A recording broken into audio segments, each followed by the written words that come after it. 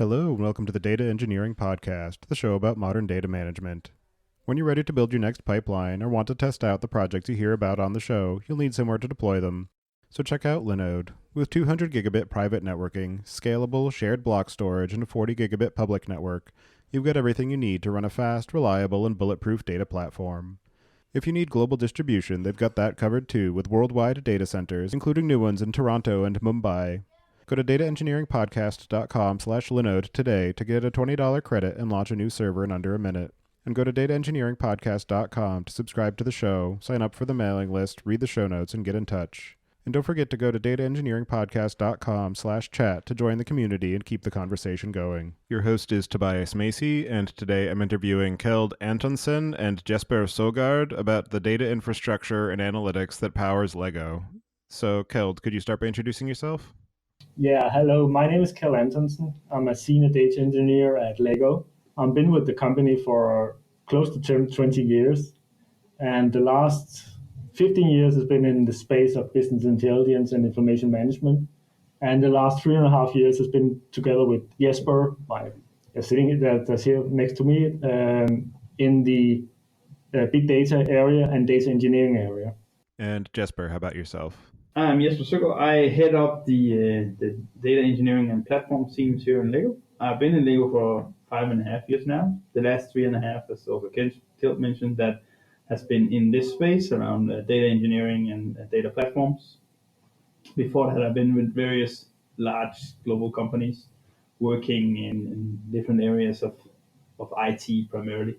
And going back to you, Keld, do you remember how you first got involved in the area of data management? Yeah, I was approached by Jesper actually. He was at that time. That's a lot, about 3.5 and 4 years ago, setting up this team, and we talked together about me joining that team. So that was actually the first time I got involved with the data engineering area. The business intelligence area was pretty known by me at that point in time, but data engineering was not, and the big data was all new to me at that point in time. And Jesper, do you remember how you got involved in the area of data management? Yeah, so we probably have to step back 3-4 years so I was involved in other spaces, but here especially in Lego. So we decided that we wanted to. Well, it's actually almost 5 years ago now that there was a product that we wanted to build that would need to capture quite a lot of data that we didn't capture already in Lego. So we were thinking about how do we do that. I should mention I was an enterprise architect at that point, so we were trying to architect a solution for that. And then a function here in Lego was started up called Business Innovation Solutions, and I was part of that. And then they asked me to step in and take that role as the head of engineering. So I got involved in Lego terms in that space out of that one. And then they said, well, the idea was to not do everything the way we used to. So this was a very new space for Lego. This not the BI data space, but the data space and this way of doing it, working open source and working with other products that normally I should say that Lego is a very SAP style heavy company or ERP heavy company. And so this was something completely different, much more focused around data development and engineering practices. So I was asked to step into that and build a team around that. In the beginning, just a small team. The first part was just figuring out how on earth are we going to do this in Lego and in the context of Lego. And then, yeah, as Keld mentioned, I asked him to step in, and another guy that's also in the team. The three of us more or less started up trying to figure out how on earth do we capture all the data, process it, and make it available for analytics, but also for data-specific products. So that's how I got involved in this. And you said that at the beginning it was 3 people. So has it grown to have more people in the organization now with more responsibilities? Definitely. Maybe we can take the organizational aspect of it now. So we were sitting in what was called Business Innovation Solutions, and we were more or less growing, not necessarily that rapid, but we kind of took it in steps. We grew. We were 3 people in the beginning. We quite fast, grew to around 7. We had an external partner helping us out as well, like an engineering partner. And then over the years, we grew small. We a couple of years ago, we decided to split it out into 2 different teams, a platform team specifically around the data platforms, and then a products or data products team. And that grew. At that time, we were probably around 10, 12 people. And if we now look at how we've just reorganized it a bit here going into 19. We're gonna have 3 different teams focusing and supporting different areas of the business. And we're roughly around 40. We're gonna be around 50 people if you include all the external engineers we have. But the 3 teams are gonna be the data platform, and now we call it data platform and operations because we have quite a lot of operational tasks. So one of the things that also happened here in Lego is that we kind of grew from a project base to now an operational type environment for the data platforms and the products. So we had to cater for that. So that's the platform and operational pieces. Then we have a data products team, which is the more classical data products around how do we make data ready for insights, how do we store specific types of data, and how do we build data exposure products. And then the last one is an AI and machine learning more heavy on the engineering side. So that's the 3 areas that are reporting to me. And then we have a sister team that's called Advanced Analytics, which is what classically named as the data science team in most other companies.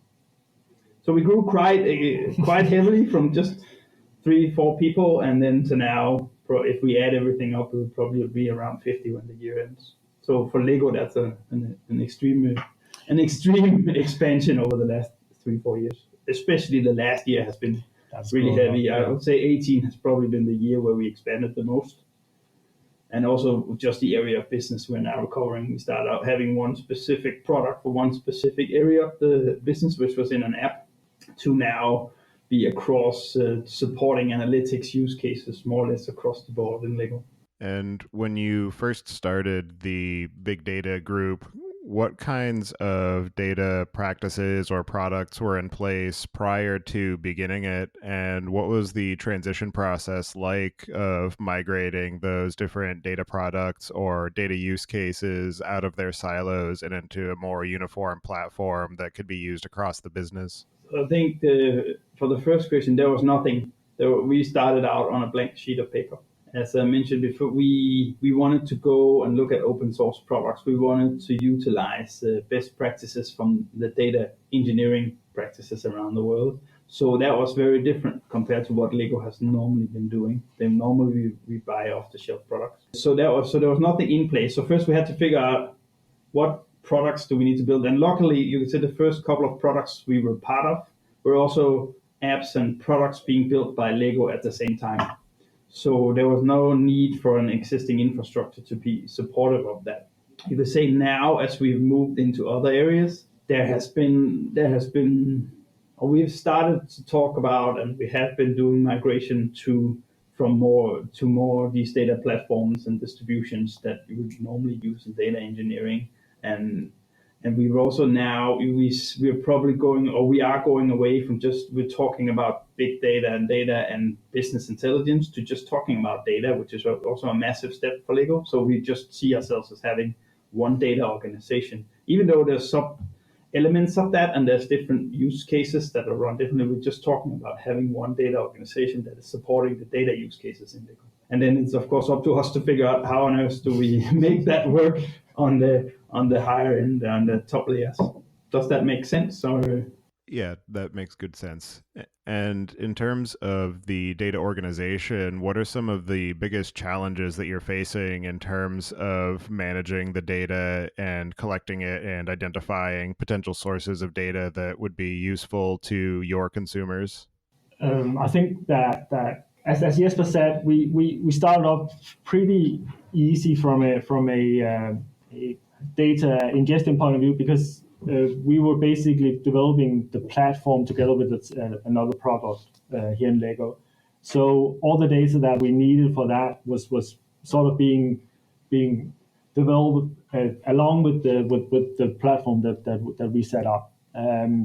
As we have grown in size, we also added more data from a variety of different data sources, external and also internal. And especially when it comes to start ingesting the internal data, that becomes a large challenge for us.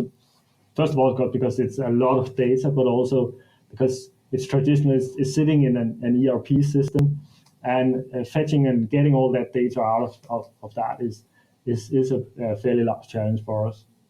But it's something that is required for us in order to be this data organization for the whole Lego company. So it's a challenge for us for 2019. And as far as the types of data products that you're building, is it largely just business intelligence style solutions so that the different product groups can get feedback on the levels of engagement and success that they're seeing? Or are there also more predictive or prescriptive analytics that are driving things like product roadmaps or anything along those lines? In the area of machine learning and AI.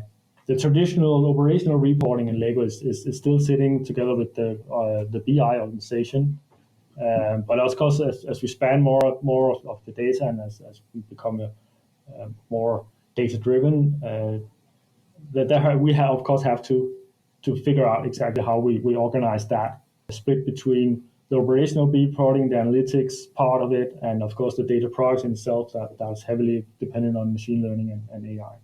I was just going to say some of the products we grew out of was primarily also figuring how to. So when we started out, we talked a lot about how do we actually build products that includes machine learning. So that wasn't at the point when the first product was built. That was not something that was massively being looked at in the industry, especially not here in Europe. So we also had to figure out how do we actually build machine learning products and how do we maintain that. And then it's almost like we have two parallel tracks in the engineering function. We have the machine learning and AI products that we build, and we have a strong capability in that. And then we have probably the more classic, if we can say that in this space, but the more classic products around insights and generation of insights. So a lot of the work the data engineering function does is ingest and store and process the data and make it available for the data science teams and other teams around Lego to build dashboards, to build tracking solutions and stuff like that on top. And then we store the data and make it available. And recently now we also started looking at more real-time tracking, real-time sales tracking, and exposing that to the wider business and working with that. So in that sense, you can almost say it's two parallel tracks, and we kind of had to figure out both as we went along with this team. And can you give an overview of the platform and components of the platform that you've built out? It's the platform itself is dependent or built upon a Hadoop distribution. So that's the centerpiece of the platform. And that was a decision we took already from the beginning of this setup. Then the first iteration of that platform was heavily dependent on open source components.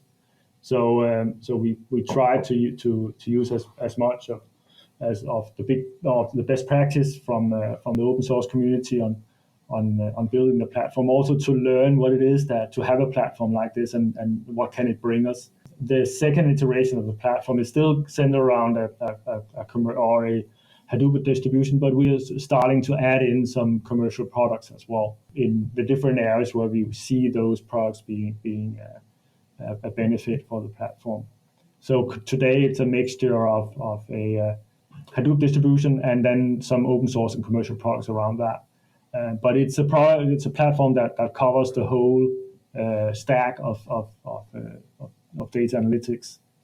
So we have tools for ingestion, for the R type of analytics, and the more dashboard styling of data visualization, and then of course the whole processing part as well. I could also say that our second iteration of the platform also, we started to work a lot more with DevOps and those type of approaches for scripting all our infrastructure. You could almost say infrastructure as code, where as much as possible. Yeah. And I should mention both iterations of the platform has been 100% cloud-based, which was also something new for Lego to build up this type of infrastructure in the cloud. So that has also been an interesting journey for us to learn more about the cloud. And I think right now, compared to where we were 4 years ago, I think we know what it takes to run a cloud, and we know how to actually build a cloud-based setup for big data and for data engineering and data analytics functions. So I think, and you can say we've been blessed by Lego being very investment ready in this space for us. So Lego has big ambitions for using data to become more data driven. We are data driven, but become even more data driven and work with data and utilize data in not just in the classical spaces, but also other areas of the wider Lego group. So I think we've been blessed in that, and it also meant that we've had the opportunity to reiterate our platform again, and we've had the opportunity to actually drive quite a lot of business value through this platform. Yeah, and especially the part about being able to, or have the luxury of actually being able to mature the platform over a number of years and then iterate on that has been very, very helpful for us, especially in coming into a completely new space for us. So I think that's definitely something that we can say that it's a benefit for the team.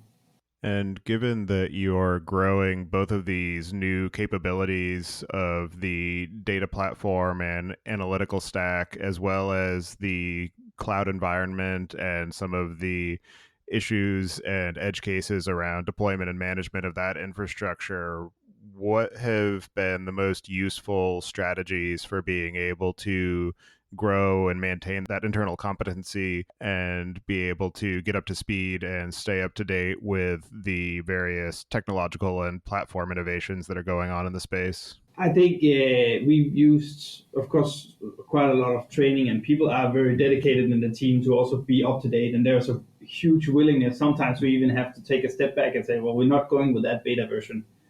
So sometimes there's a huge innovation willingness in the engineering team, and it's also the culture we've kind of been working on having in the big data engineering team in Lego since the beginning. It was some of the first meetings me and Keld and the other persons had was around what type of culture do we want to drive in this. And then we actively sought out partners that could help us in different as we grew. So it was a different partner in the beginning that could help us just what are the basics around using open source? What are the basics? What do you need to know about using cloud? How do you work with cloud? So we would bring in specialists. And then as we changed modus in Lego around big data engineering, we also needed a different partner that could also support that on a wider scale and bridge it more and be also the partner that pushes us into using new technology. But we're very open, and we have a lot of talks with different partners and different consultancies all the time. We try as much as possible to have people on training courses and conferences, and we also do speaks and stuff just to keep us on our toes with all this, because as you mentioned, it is hard to keep up with all the new stuff. And we also had products in our stack that we discontinued because the community wasn't there anymore, and so we had to look elsewhere. But that's the beauty of open source. It's also perhaps the other side of the medal, you could say, or the other side of the coin, is that sometimes you focus on a product and then it all more or less by the community gets discontinued. But I think a lot of it comes down to the culture we fostered in the engineering team, that it's okay to actually try out new stuff. It's okay to reiterate what you already done and redo it on a different stack or a different setup. We've done that, especially in the last year, quite a lot on some of the more core products we've had. So in that sense, that's what we try to do. We try to focus on the culture and make room for this innovation, while at the same time have focus on how do we drive business value for Lego. But a lot of the business value has also proven to come out of stuff we looked at and say, okay, this actually looks very interesting. Can we do more with this technology or this process or this way of doing it? And then we showed it to business partners and around Lego, and they say, well, that makes total sense for our business. And then we would try and utilize that. And then we would actually reiterate around the architecture and around the implementation of those quite a lot. And we've been doing that and will continue to do that. We're doing it quite heavily here in 19 as well, especially in the first quarters, to actually rebuild some of our core infrastructure for some of the data products specifically. And you mentioned that the data group was created alongside some of these applications and products that required being able to consume and analyze the information that they were generating. So I'm wondering how the growth of the data team has been shaped by some of the business requirements and products that you're launching, and how you're working to raise and maintain awareness across the broader Lego group as far as your capabilities and how they have engaged with you as consumers of the platform that you're building? So I think to up to now, I would almost say up to 19, up to this, we've been totally driven off business projects. So we would have a business partner or somebody in the business asking us to do specific stuff, and then we would support that, either whether it was ingesting and preparation and publishing of data to a dashboard or to a solution, or whether it was actually building a specific product or reiterating a product we've had. So we've been very, very driven off business cases, you could say, to grow the data team, of course. And that's also up to us to tell every time we build a product, maintenance comes along with that, and then reiteration. So we work in an agile manner. So we say, okay, the first product we give you is probably the minimum viable product, and then we would work with you to iterate on it, which has also proven a good way to get the right product out there. So we grew alongside that, and as it worked better and better, we would try delivering more and more business value out of our products. The natural next step was to grow even more, because there would be more business value coming out of either the platform or the specific data products or the tools we're setting up.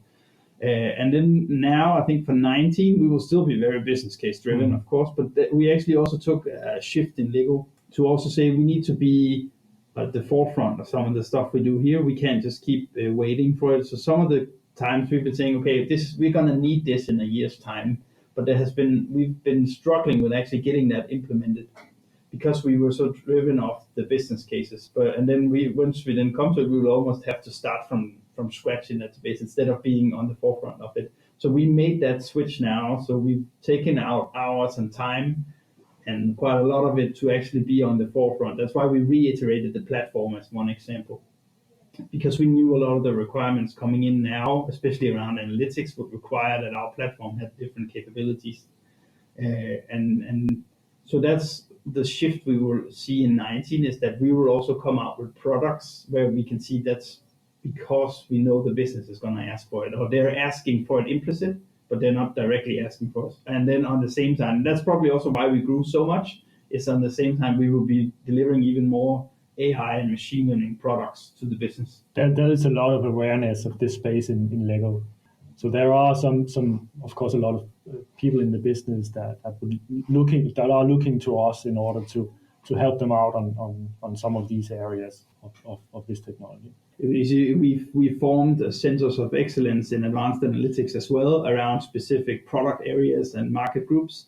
So that also means that there's a lot of focus from not just the business, but also the analytics team to set requirements towards the engineering team. And that interdependencies between those two teams also means that we have to shift gear and do things a bit differently than we used to, which is good because it brings more focus on what is the core business value.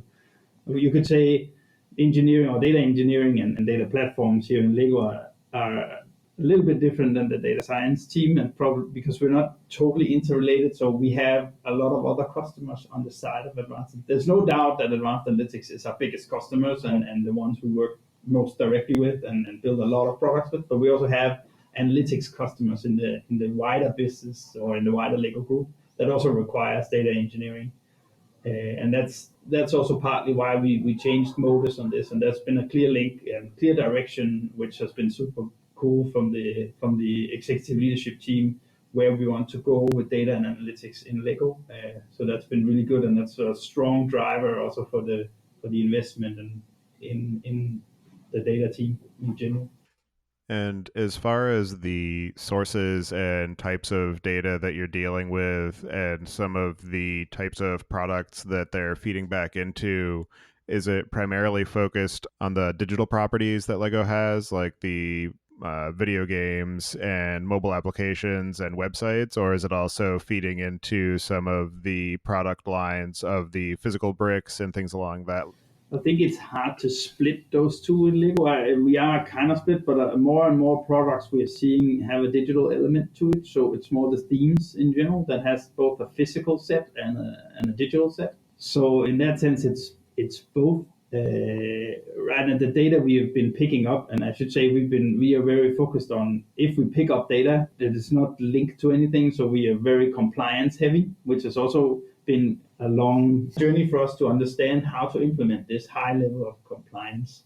So you could always take in Lego when we're talking about data that we are picking up, whether it's from a website or from an app or anything else, we always take the highest level of compliance and then pull over all our data products. So we actually had to build like anonymization product. So we have that in the background as well. So we won't have data on the platform that we're not allowed to have or we're not in compliance around. So in that sense, I would say it's more or less all sorts of data coming from all sorts of the business we ingest in the platform and make available. But we are very conscious about what data we ingest and how we deal with the data and that we are following compliance. I say periods of time, we probably talk more with our legal department than we talk with anybody else, because we want to be 100% sure that we're not doing something that could damage anything or make people's data available or use data we shouldn't do. So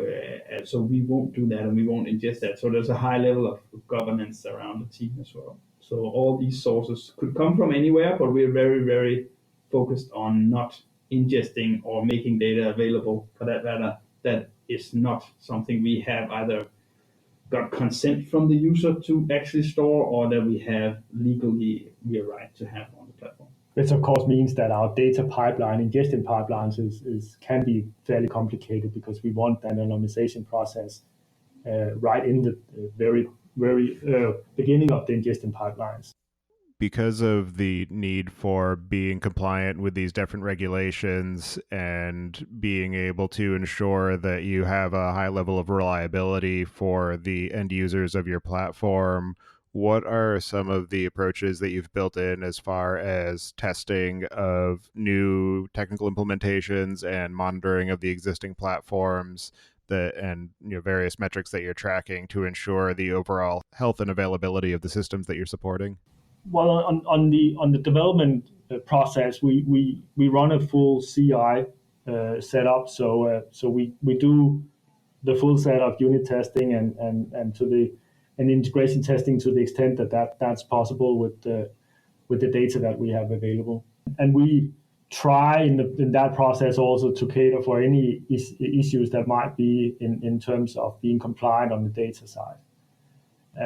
On the monitoring side, it's the same, an operational part. It's the same. We're trying to keep a full picture of what is going on our platform and what is going on our system, and especially making sure that the data that we ingest is actually in form and structure is the same as the one that we actually did test at the very beginning of the implementation of that ingestion pipeline. So we try to cater for data sources changing along the way, so that we don't ingest something that we should ingest because the data sources change. So we try to keep that very, very, very structured around that. But it is interesting because we are talking about across the board, right? So we have all the way from millisecond response time on APIs all the way into data that cannot be wrong, right? So it's always kind of an interesting discussion when we have it in the engineering team, because there's lots of different metrics we measure on. So one would say if we're measuring against a data pipeline as an example, right? Are we just measuring the data is coming through? So all lights could be green, but there might not actually be any data in there. It's just showing green because one row came in where we were looking for 800,000 rows the last 24 hours, right? So there is always different aspects. And I think that's also one of the products you could almost say that we reiterated on quite a lot, because we needed, as we matured in this space, we also have a higher and higher requirement on the data that is coming in and our products being available at the right time and not down. So we almost had to learn how to monitor a data platform and then also monitoring our data products, which almost is a completely different thing compared to monitoring data. So we had to learn everything as we went along, as the requirements or rose Yeah, that is a challenge going beyond that. Just monitoring that things are working, actually monitoring that what they're doing is what we think they should be doing, and what we developed them for. So that's a constant challenge for us. I was just saying, since we go all the way, especially from AI products, looking at images and image tagging to recommendation engine, looking at and recommendation engine in the probably in the widest possible term of recommendation engine. It's not just one recommendation; it's many with different requirements to APIs. That has been an interesting task, and then at the same time ingesting data, monitoring consistency in the data, monitoring that the data process in itself is compliant, Yeah. and so there's so many levels of monitoring that it almost feels like you could write a book about monitoring in Lego. That's a book I would read. I'll let you know when it's out. Yeah. May take a couple of weeks. And as far as the technical platform and the various components, what are some of the technologies, either specific tools or broader categories of technology, that you have found to be most useful, and which have been the most problematic? I think if we look at the data processing part of it, because that's pretty easy, we have been working with the Spark framework for quite a while, and found that very useful. So a lot of our data processing on the platform is built around Spark. On the data ingestion side, we tried out various tools and also trying to build something from scratch but have ended up on a NiFi platform. And the reason for that is that it gives us the flexibility, but also gives us the standardization that we want from our data ingestion part. On the analytics side, it's a mixture of open source and off-the-shelf products. And there, I think we have settled on two products that we find pretty useful there, and we'll probably stay with them for quite a while. It's as I said before, it's one based on R, and another one that's more on dashboarding data visualization. But that's more or less the technology stack that we're using today in terms of what is the most useful ones. But we have tried out different technology, especially on the ingestion part. It's been a journey for us, and there we have tried out some things, a few products that have shown us has been very problematic for us and haven't delivered what we expected. I think adding to that, right, we also realized that we needed to standardize our way of ingesting, right? So we were doing it in many different ways in the beginning, and we needed a framework to help us. Basically, as I think also Keld mentioned, that we wanted to standardize our way of ingesting. And I think doing that also means that you have to try out quite a lot of different stuff to find out what actually fits your organization and fits your company. And also the variety of data sources that you have, because it is all the way from the unstructured to the structured data, and finding one tool that spans that variety of data sources is a problem. So that has been something that we have been looking into, and then at the same time trying to see if we can get that standardization on the data that we get in. And as you have grown to the current level of maturity and necessary reliability, I'm wondering what you have found to be useful approaches for prototyping out some of these new technical implementations while being able to ensure an appropriate level of volume and production type environment to ensure that the prototype implementation is actually going to be able to scale effectively in terms of the data volumes and reliability, and ensure that it's going to meet the requirements that you set out for it? I think from a prototyping point of view, it's proven pretty useful, the cloud environment that we currently have. The ease of which we can set up things and get something up and running has been very, very impressive, I would say. There is still an element of bringing something from a prototype and into something that is what we could call production ready. We have done it a couple of times now, of course, but it's something that we've done not in the same way. It's been different for every single time we've done it, and we haven't really found the real good way of doing it. And something that we need to look into in 2019, because it's an area where we'll see more come in. So it's definitely a focus area for us to be better at that part. I think it also links to us as a company being super ambitious, right? Yes. So a lot of people want to do a lot of stuff at the same time, and trying to get good engineering practices in when somebody has a good idea also takes some time and some work to do also, because a lot of the times we have to go out and also explain and educate on what the platform can do.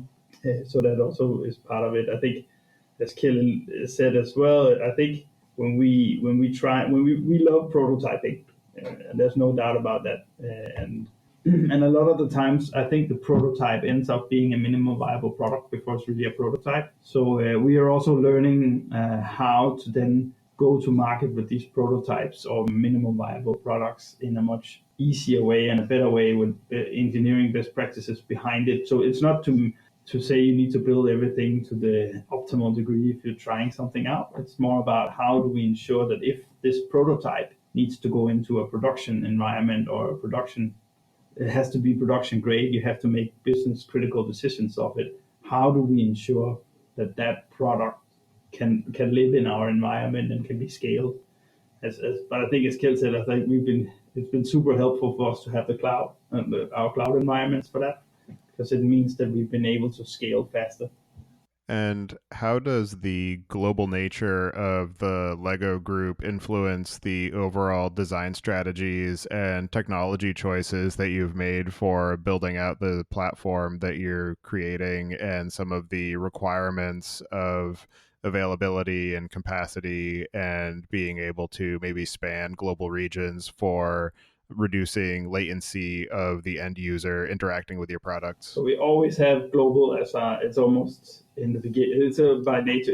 Everything we built is built to be global. So I think that's how it all started out. If we're delivering specific APIs for specific products, as an example, I don't think we're delivering any APIs in production that are not on a global, or at least a very close to global level. So that, of course, impacts how we do everything around the APIs, and we try to ensure that we can scale on all the different levels we need to scale on once it goes up and down. I think global is one issue. I think the much bigger issue for us is seasonality. Lego is a seasonal product, right? Especially around Christmas, especially if you talk Americas and Europe. We scale up quite a lot. So we also had to learn, and as we built, we always said, okay, we need to be able to scale for Christmas, or scale for Easter, or scale for Black Friday, especially is one of the big things in Lego as well. So how do we ensure that our product, when we design a product that needs to go into production, that's always taken into consideration at the very early stages. And that's one of the things that always comes up when we go from this prototyping POCs and into the minimal viable products, and then of course into something that is production scale.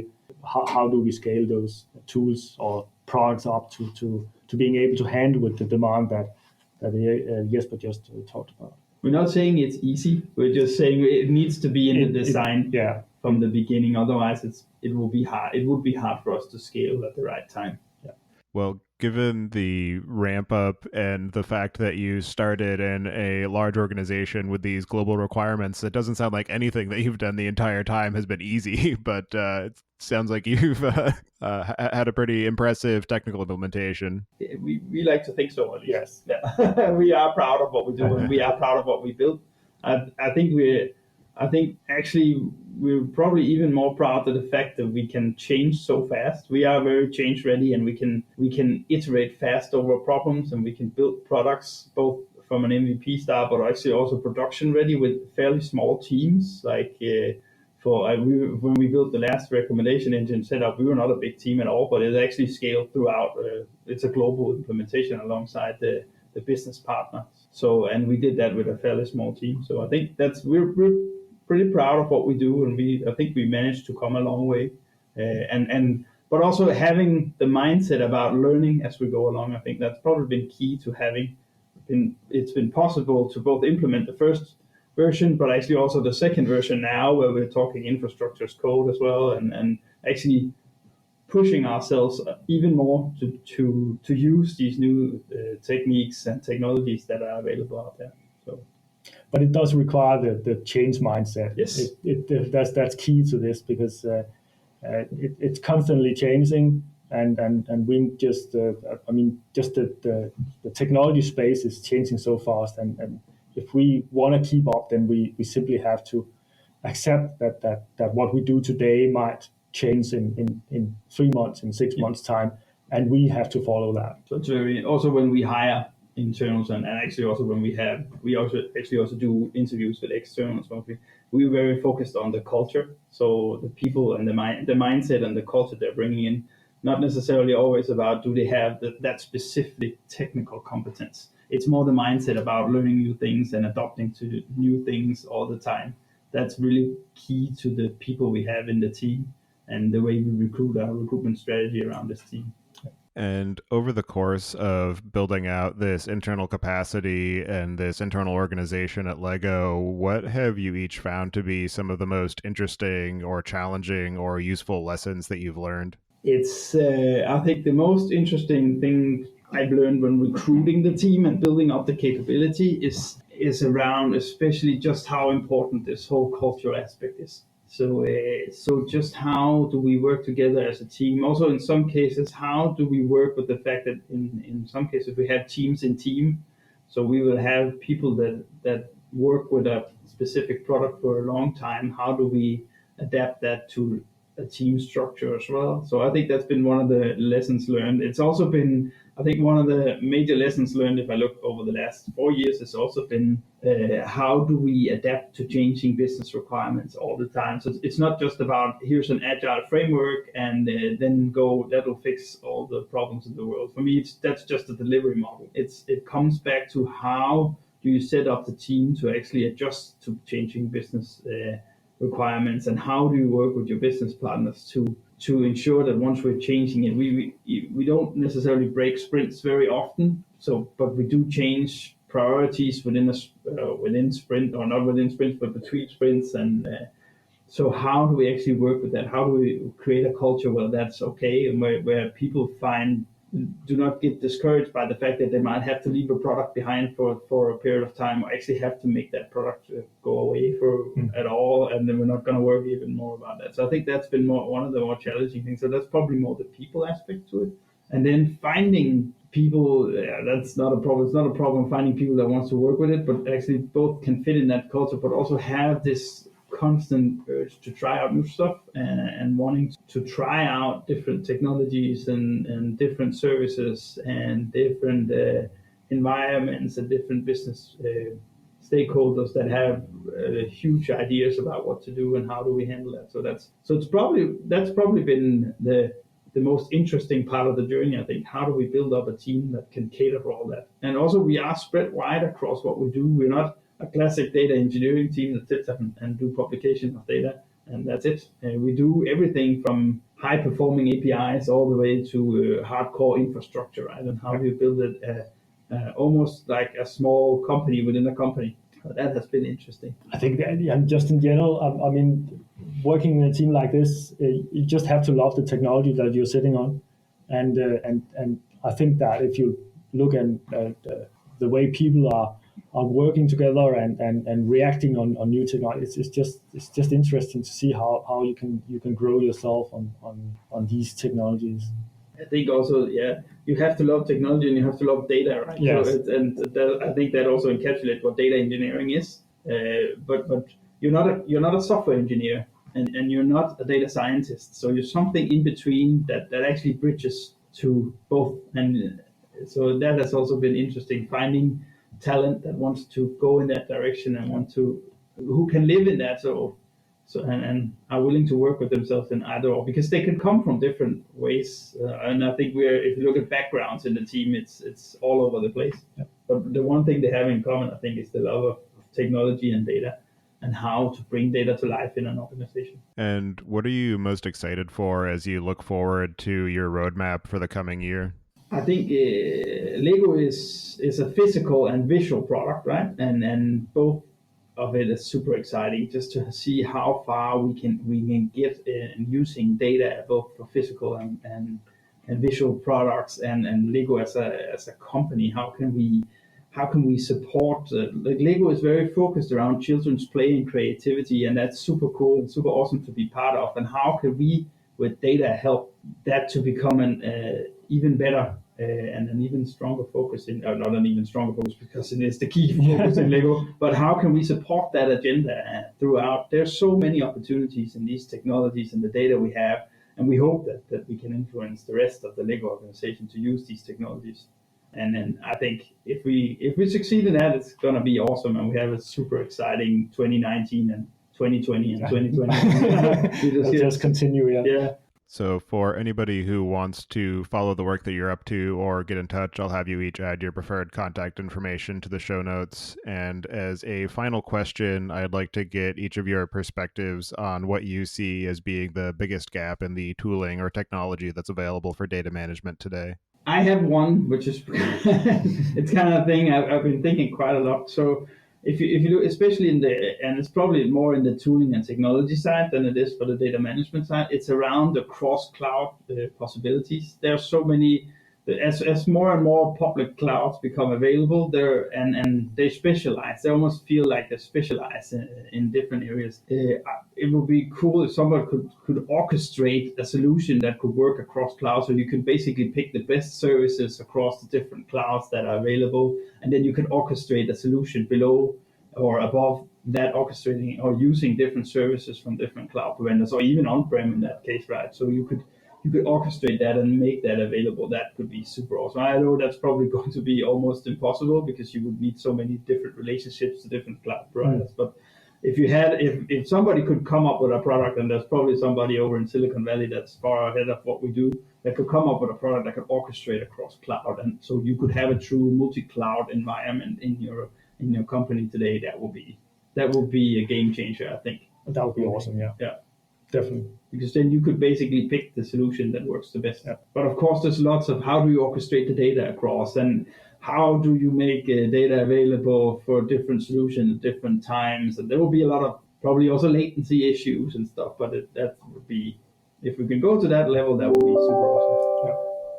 Well, I want to thank the both of you for taking the time today to share the work that you've been up to. It's definitely very impressive what you've been able to achieve in such a short amount of time, given the number of different capabilities that you've needed to ramp up on. So it's been interesting, and I look forward to seeing what you come up to in the coming years. So thank you for that, and I hope you enjoy the rest of your day. Thank you very much. Thank you for having us.